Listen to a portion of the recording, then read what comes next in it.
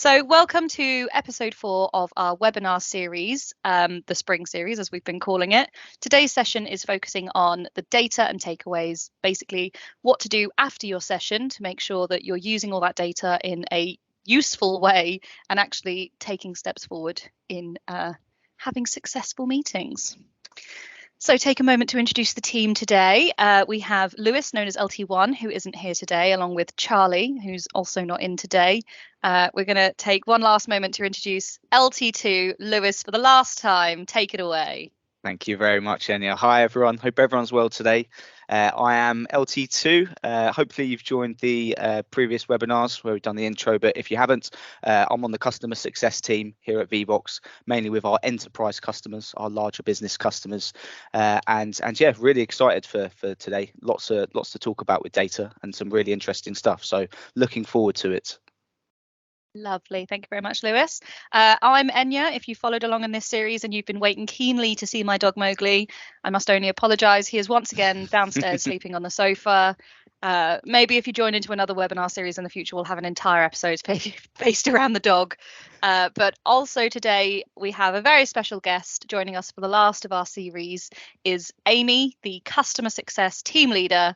Take it away, Amy. Well, thank you for the lovely introduction, Enya. Yes, so I'm Amy. I look after the customer success team here at Vvox. And I am very much looking forward to talking about not just some of the insights that the team have gathered, but also from my perspective, some of the insights that I have from using it with my team. On a sort of weekly basis in our team meetings. So hopefully some of those examples will be useful to you too. So yeah, back to you, Enya. Brilliant. Thank you very much. Always a pleasure. So in today's session, what we're going to cover is, once again, we're going to look over Bob's case study. If you've been following along, you'll be very familiar with this by now.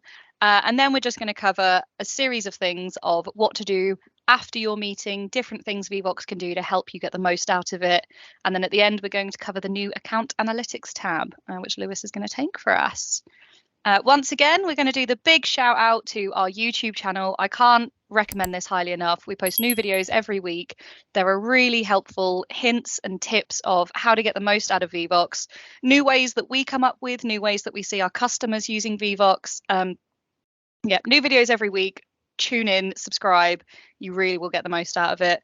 And also follow us on LinkedIn for regular updates and blogs that the wonderful team put out. Alrighty then, off to Lewis. Thanks, Enya. So we're visiting Bob Freeman's case study again, one final time. So if you guys aren't familiar with it, we've been following Bob's case study and how he plans on using Vvox throughout his event throughout the past 3 webinars in the series. So if you are watching this on YouTube now, check out the links in the descriptions for the previous webinars. I do recommend going and giving those a watch. But just to catch everyone up again, so Bob has he's now run his FY 2022 company kickoff, and there's a few bullet points on the screen as what he wanted to gather from that company kickoff. So he's run his polls, Q&A and surveys all throughout this event, and it was a raging success. Now he has a lot of data to deal with. So a lot of employee data, feedback, ideas, all sorts of stuff that he's gathered through the audience engagement tool and through Vvox. So what does he want to do with this data? He really wants to analyze this and look at this properly to make sure his employees don't feel, that all of their input throughout that day is forgotten, and all of that useful content and all of that useful stuff that he has gathered is going to be put to good use. So that's kind of what we're going to be talking about today, data and takeaways, and we're going to be referencing Bob quite a few times as well, and we'll give you examples as to some data as he's collected previously from his event, his FY 2022 kickoff. Brilliant. Thank you very much, Lewis. And we're going to go over to Amy for now. Yes, so I just wanted to sort of push the point as to, why is it that we want to do follow-up from our data? I'm sure all of you can sympathize with that there's just nothing more frustrating and demoralizing than someone offers you a platform to use or a tool to use, and sort of opinions aren't, no one does anything with those opinions. They don't follow up. if you put something forward, an idea, some feedback, a question that they don't get addressed, and it can really help staff feel confident that views are being heard and taken into consideration if we do that follow-up. So it really is very important. And one of our customers, Camilla from GSK, they really utilize the data, and actually Lewis will be giving us some more insight towards the end as to the sorts of things that they do with their data. But it is one of the greatest features of Vevox is the data, but it's really important what you do with that data. So if you want to get success, you have to do your follow-up. So next slide. So yes, so we thought we would just run a quick poll here for you. So have you ever felt that your input in a meeting was ignored or not valued? Let's do it on present view, shall we? So have you ever felt that your input in a meeting was ignored or not valued? So if you want to pop your answer in, open up it in Teams or on your phone via vevox.app and then type in the 9-digit ID. I'll just give you a second to answer that. Lovely. Wow. So Oh, wow. a resounding sort of 90%-ish yes, and definitely something I can agree with. So why is meeting follow-up so important? It's important not just on those small meetings, so like Bob has his slightly smaller town hall meetings, but also really important on those huge events. It really doesn't matter what type of session it is as to why it's important, and some of those reasons are that it shows commitment to the actions that have been agreed in those meetings. And it shows that you value the questions and the points raised by your attendees, by your employees, whoever it is that you're using Vevox with. By addressing and following up, it increases the level of trust between you and the attendees, and those attendees, may again be your employees, and really important to have trust between the employer and the employees. But also, and I know from personal experience, it keeps the attendees accountable. So up on screen on the left-hand side, the lower screenshot, this is something we do in our team meetings. We all make commitments at the end of the meeting. So that might be noting actions that we've all made from ourselves, and we make those commitments and we review them at the beginning of every weekly team meeting at the beginning of our meetings. So a really nice way to make things accountable. So I mentioned Camilla from GSK, and I just wanted to sort of point out where you can find out a little bit more about what they do there. So they really utilize the ability to access data from their meetings. So it's not just about the engagement that they get through the meeting. They use it afterwards with their data science team, and they analyze the feedback, and they really use that you said, we did. It's really important to make sure that their employees are listened to. And one of the effects of that is in 2002, GSK transformed their engagement score, and it increased by up to 9%. So that's the sort of thing that you can see real change with Vevox, and Vevox can really help increase things like your employee engagement scores.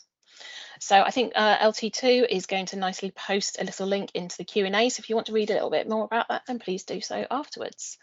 But over to you, LT2. Nice. Thanks very much, Amy. Yeah, really key points there. And I've just posted in on the Q&A chat there the link to that customer story from the guys at GSK. So really do, if you get a bit of time, really do recommend having a look at that and seeing what they're getting up to with Vevox. So moving on to following up with Q&A with communications, really key points that Amy's just spoken about and that use case there, but talking specifically more about following up with Q&A now and the importance of, let's go back to Bob's example, where he's got a FY 2022 company kickoff meeting, and he's probably had a load of questions that have come in from the audience. So just from this example here, it's really nice and easy to download the data report. You can see see from this GIF that's on screen now, head over to the Q&A tab from that downloaded data report, and then you'll get a list of all those questions that were asked on the day, either for a Q&A or any ideas. In Bob's case, he asked a lot of ideas from the audience as to how we can improve the sessions going forward and things to bring into the company moving forward. Really key points to actually go ahead and address those questions afterwards. So a really top tip, you can actually make a new column within that data report. This is an Excel file and it's completely editable. You can make a new column and then just name it answers to the Q&A, and then put in all of those answers to all those questions there. So anyone that was missed out, if you ran out of time at the end of the town hall session, you can download that report, get all the answers in there, and then distribute that in the comms email or on your intranet page or anything like that. But everyone has their answers, no questions were ignored, and everything was addressed. So people will really appreciate that if they're being listened to and all of those things that they're putting in and contributing to your session is being addressed. So this looks a little bit messy on this page here. If you move on to the next slide, thanks, Enya. If you tidy up that data report a little bit and just get rid of all those irrelevant rows and columns that you don't need, you can actually make it look really nice. So you can put a title at the top of the Excel, get rid of those columns that you don't need, as I mentioned, and then have a clear labeling system there of your messages that were asked on the day on the left-hand side, and then the answers to all those Q&A messages as well. So this is really nice and clear for everyone to see those answers, and also that liked column to see what the most the favorited questions were on the day, so people know what they wanted to be addressed the most. So just a nice little tip there, and hopefully it's something that you guys can bring in your meetings and events going forward, and we particularly see this used in town halls quite a lot. So yeah, that's it from that perspective. Couple of other things as well. So it's really important to keep the lines of communication open. So here's another thing that you can do. If you go to that next slide, Enya, you can actually archive all those questions from the day of the event, from the day of the town hall. So Bob's gotten rid of all those questions and he's addressed them separately, but keep the Q&A board open for an AMA session. So we call that an Ask Me Anything session, and you can leave Vevox open indefinitely. So people can go in there after the event has finished, and they can actually go and ask questions to any kind of feedback or anything like that. You can do that in the survey feature, but any kind of quick responses that you want to get from your audience and few comments and additional things that they can put in there, they've got the freedom to do so just by leaving that board open constantly. So it's just a really nice way to gather any kind of extra information from your audience. Brilliant. Thank you very much, Lewis. Another thing that we really like doing here is downloading the infographics after your session is completed. So once you've run some polls and some surveys, it's really important to circulate those with your teams. As Amy said earlier, it's really important to hold people to account for their actions and their commitments as we do. But it's also important, if you've made group decisions, to share those decisions live. So on the next slide here, I've got Bob in his big company hands-on meeting. They addressed the team away day, something everyone always looks forward to. And he asked 3 quick questions in a survey. What day would work best for you? What activity would you most like to do? And then a third option of, if none of those activities take your fancy, do you have another suggestion? So as we can see here, June 1st was the clear winner with 36%, sorry. The beach day was a winner with 38%. But then also, if you look at the other suggestions, team paintballing was a pretty high up there. So maybe he might decide to rerun the survey after a few weeks and include paintballing and see if that was to win out over a beach day, perhaps. I can only imagine the fun that would be had with a Vevox team paintballing day. Would be very exciting. That would be fun. It would be. I will take note. So I wanted to just share, moving away from Bob, some real life examples of where I found real value in my data post my team meetings. So something that we do is sort of stop, start, continue.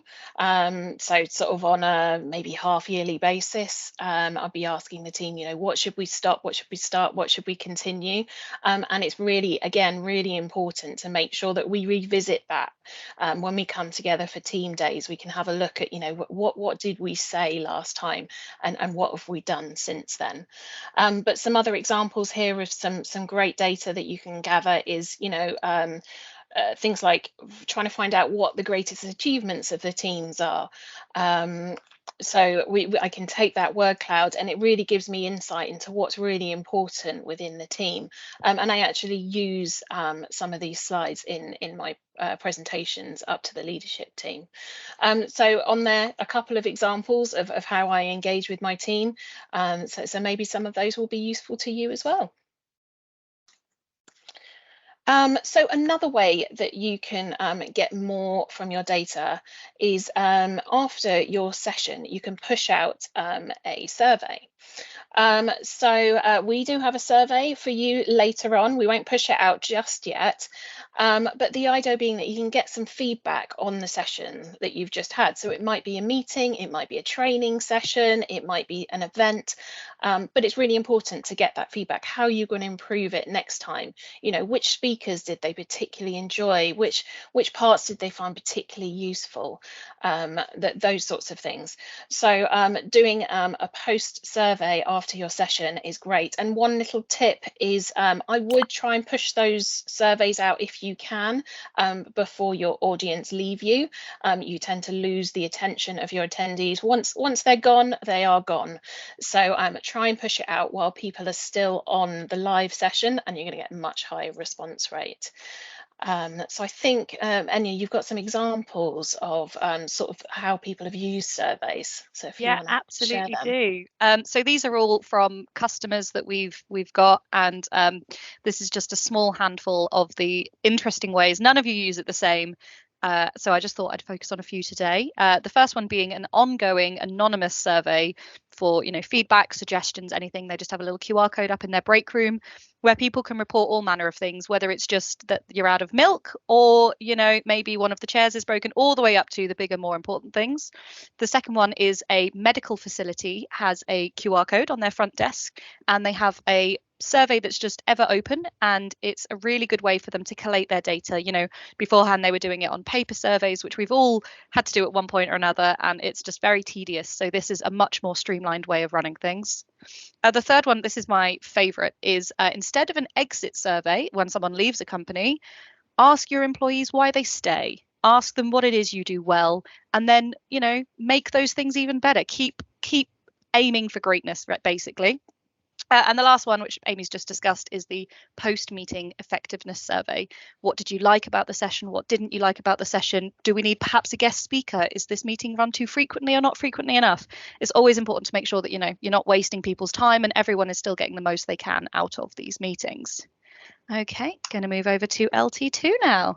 Thanks very much. I really like that third one on the list, the why to stay with the company rather than any kind of exit, and making something positive that was before a bit more negative. So yeah, really good idea there. So those are the kind of standard ways that we see the Vevox survey tool being used, with like feedback, evaluation at the end of a meeting event, or just completely outside of a meeting or event. So another thing that you can do with this is asynchronous learning and self-paced quizzing. So it sits within the survey feature, the same place where you program it on Vevox, but try a quiz. So in regards to Bob and his example, his FY 2022 kickoff meeting, he can really use this to reaffirm key learnings from the meeting.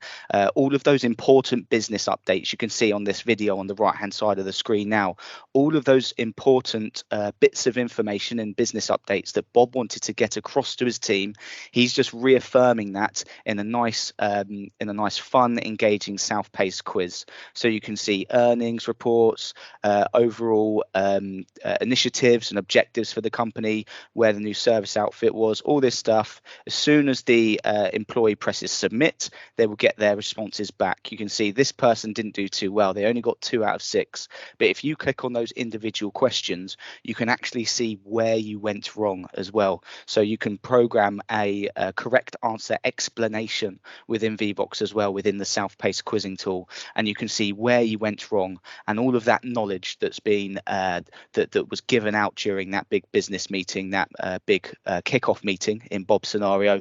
That information is going to be retained, and it's going to allow your employees to go forward in the future with that information at the forefront of their mind, just by having a little fun post-meeting quiz like this. Thank you very much, Lewis. The last thing that I'll be covering today is the event insights as the host. So we've already discovered the infographics that you can send out to your employees, but you as the host have a wealth of information that proves ever useful in relation to which of the question types was most useful. So polls, surveys, Q&A, which did people use most? How did you get the most responses and interactions? So if we move through to the next tab, you will see that in the download data report, that nice Excel spreadsheet we saw earlier today, there are a series of different tabs along the bottom of the screen. This is what each of those tabs mean. So some of them give you an overview of how people responded to questions, and some of them will give you a direct view of how each individual respondent answered each individual question, which can be really helpful for, as Lewis said, gauging learning, gauging feedback, and so on. So this is how to get that download data report. It's just an Excel spreadsheet. It's really simple to do.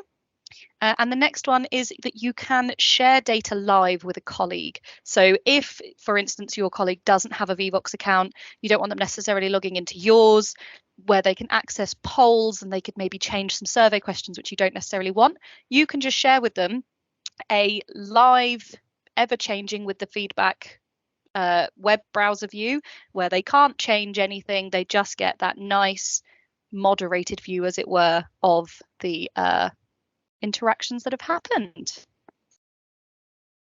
Over to Lewis now. Nice, thanks very much, Enya. Yeah, just to wrap up as well, we won't touch upon this too much, but it's a really kind of key point to add into the data and takeaways. So this isn't available for everyone, so it is just for our institutional and enterprise accounts, our large business customers that use us, but you can actually get more in-depth account and analytics. So if you have a look at the short video playing on the left-hand side of the screen now, you'll actually be able to see the analytics page that you can get, which is an added extra for the enterprise accounts.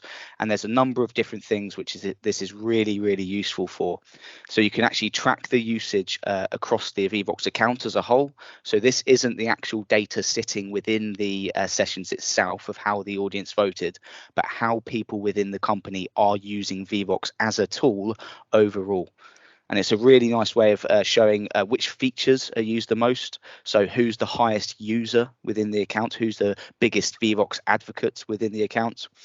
Also, if you have departments switched on as well, you can see which departments are using Vevox for certain scenarios. So, for example, HR might be using Vevox just for surveys and predominantly survey pushed, and then internal comms might be using Vevox more for polls and Q&A.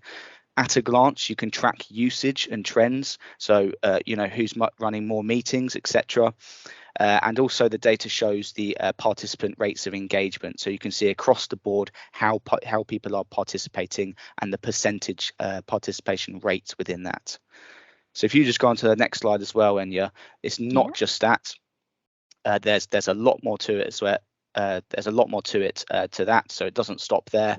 Vevox session can be even more valuable because you can actually take this data, you can extract it from the analytics board, and then you can plug it into your own kind of listening tool, your own kind of analytics tool.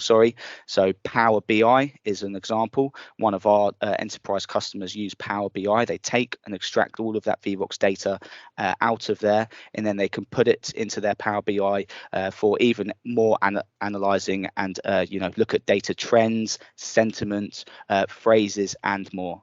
So whilst this data is still anonymous, you can really get a great understanding and feel of how people are using Vevox within the organization, understand colleagues on a more deeper and honest level.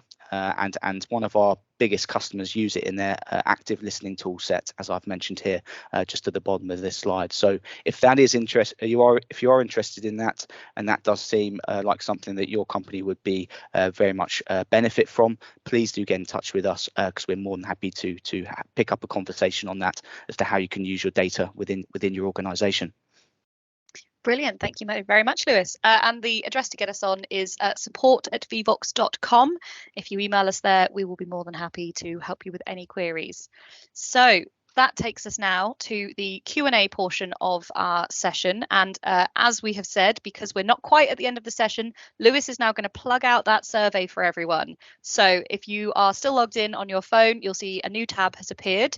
If you want to click on that and go through the survey, we would very much appreciate it. We all know how important it is to get feedback. And if you don't know by the end of this session how important feedback is, what have you been listening to? My goodness. Yeah.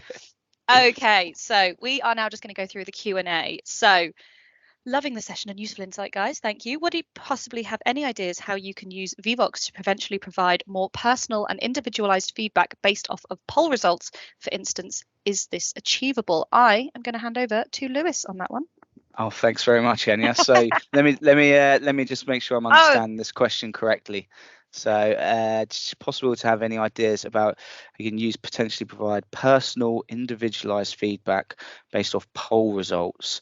Individualized feedback on poll results specifically. I'm happy to sort of take Go. this one, Amy's if you going to like. take this Whilst one. I'm having a think, Amy. Yeah, that'd be you great. have a think, Lewis. So yeah, no, this is definitely something that I've seen customers do.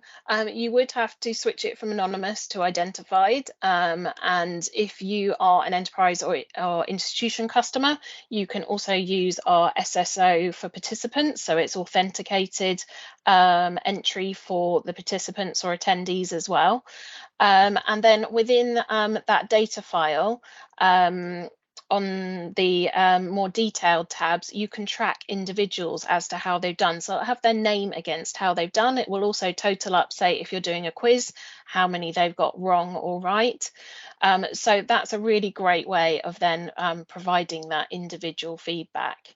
Another way that you could do sort of more personalized is if at the end of the survey, if you're running a survey, and at the end of the survey, you can say, look, if you want me to get in contact, type in your email address. So you can still use the anonymous mode, but allow people to identify themselves. It's the same with the Q&A. So if you left the Q&A board open, there's lots of different settings within the Q&A. So you could have it as a session where you allow people to identify themselves, but they can't see who's asked the question, but you can. So that's something you can set in the background. And then that means that you can then give them some more personalized feedback, but maybe answer it more broadly in front of the whole audience. So yeah, a couple of ideas there, and all sorts of different features. You can do it in different ways as to how you do that. Now that I've had a think as well, I think potentially with if you don't want to have profile switched on, you can still have anonymized kind of polling questions going out to people, but having questions like finding out people's age range and things like that, asking that within the polling question right at the start, you'll see what you can ask a question like, what department are you in, what's your age range, and then all of these polling questions can gather up. You'll be able to analyze that in the data report afterwards. So here is Sarah, she's 22, she works in this department, and then from there these are her results as well. So you can really get those kind of first polling things and really personalize that from the first few polling questions right at the start of the session. So yeah, could do it that way. Very good. I promise not to put you on the spot like that again, Lewis. I do apologise. I'll take the easy one next, which is this one, which is +1 for the strawberry laces. For those of you that weren't with us at the start, that's my snack of the afternoon is strawberry laces. So thank you to whoever said that one. My company is fairly new to Vevox and we're currently using it for external customers only. We're taking Vevox to a large conference this week. Oh, have fun. We will have a live speaking session and utilising Vevox to engage the audience and collect their names and emails. We are planning to use the data to follow up with potential clients that we didn't get to speak to with personally since the conference is fairly large. So talking with absolutely everyone is pretty impossible. Very excited to the results. So are we. We love using Vevox this way. We've been at a couple of conferences in the last couple of weeks, our team, and I have a feeling that they'll have been doing the exact same thing. Lewis, you were out last week, weren't you? Yes, was out last week, and this is exactly what people are looking for. So really fantastic that you're doing this, and good luck with it all. Let us know how it goes, and if you do need any kind of help and tips or anything like that beforehand, you know where we are. You can just email us and pop us over some details and we can pick that up with you. Absolutely. And as I said, if you need any support on the day, support@vevox.com is the place to go. We have a team that are dedicated to replying to you, so they'll jump on that. Okay. Can you re-ask a survey more than once, like run the same survey every 3 months? Absolutely, you can. There are a few ways to do this. You can duplicate a survey if you don't want all the data sort of commingling.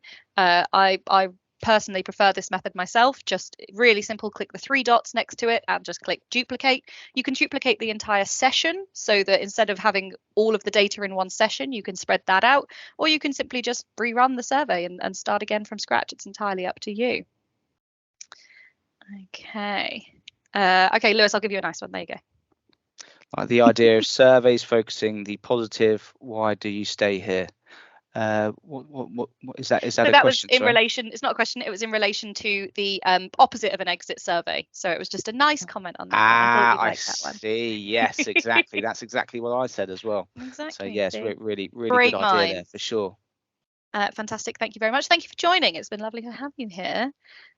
Thanks for the session all. Within the data tab, what is it that constitutes as an interaction out of interest? Amy, I'm going to put you on the spot now. Yeah. So an interaction would be answering a poll, submitting a Q&A, or liking a comment, or answering a survey. Really anything that you do as a participant really inside of VBox counts as anything an where you submit some data. So joining would not count. But post that, anything that you do within the app would. Brilliant.